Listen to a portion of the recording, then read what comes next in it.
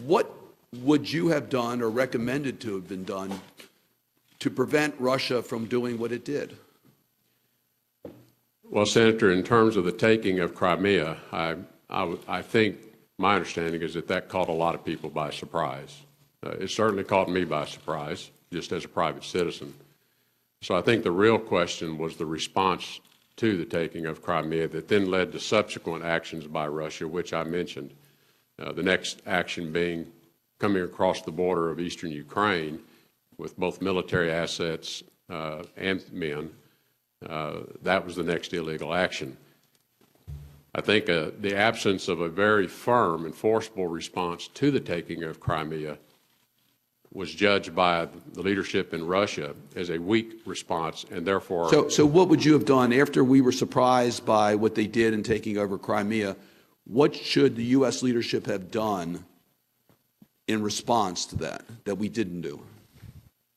I would have recommended that the Ukraine take all of its military assets it had available, put them on that eastern border, provide those assets with defensive weapons that are necessary just to defend themselves, announce that the U.S. is going to provide them intelligence and that there will either NATO or U.S.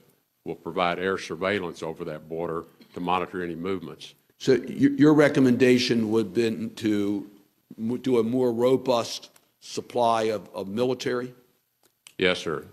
I think what Russian leadership would have understood is a powerful response that indicated, yes, you took the Crimea, but this stops right here. So as I understand, our NATO partners, particularly in the Baltics and Poland, are very concerned about Russian aggression.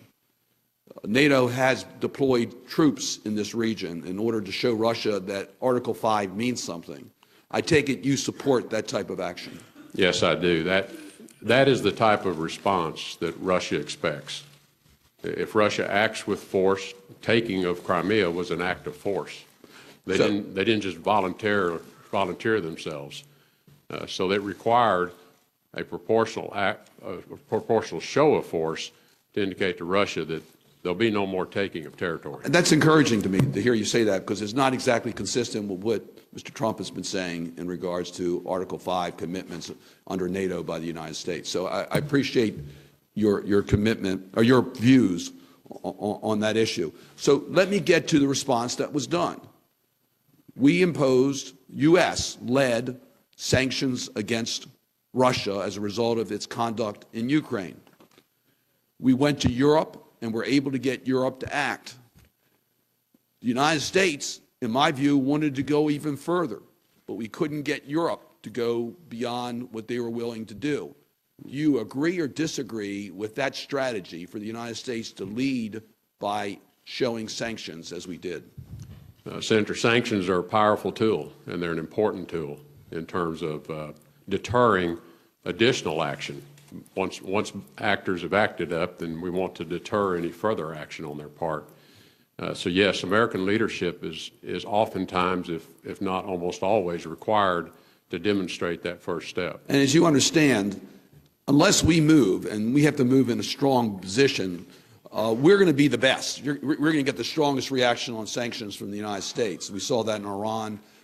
And I know that some of us have mentioned to you the legislation that was filed yesterday. I don't know if you've had a chance yet to respond to it or not. I might do that for questions for the record. But we have legislation I would urge you to take a look at that seems consistent with what you're saying here, that would provide the administration with the tools to show Russia that if you attack us by cyber, or you continue to do what you're doing in Ukraine or what you're doing in Georgia, that there's going to be an economic price you're going to pay. I take it you believe that's a powerful tool and one that you would consider applying. Senator, I have not had the opportunity to review the legislation. I'm aware that it has been introduced.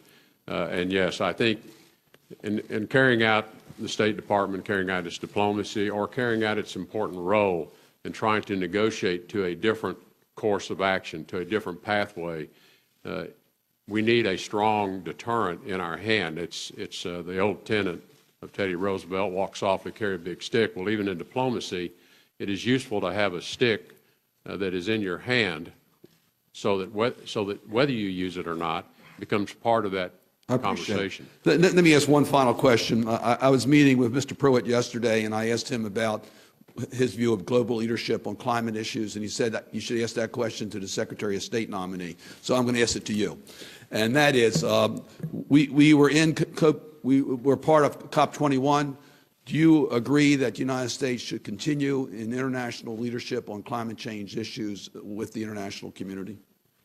I think it's important that the United States maintain its seat at the table on the conversations around how to address threats of climate change, which do require a global response. No one country is going to solve this alone.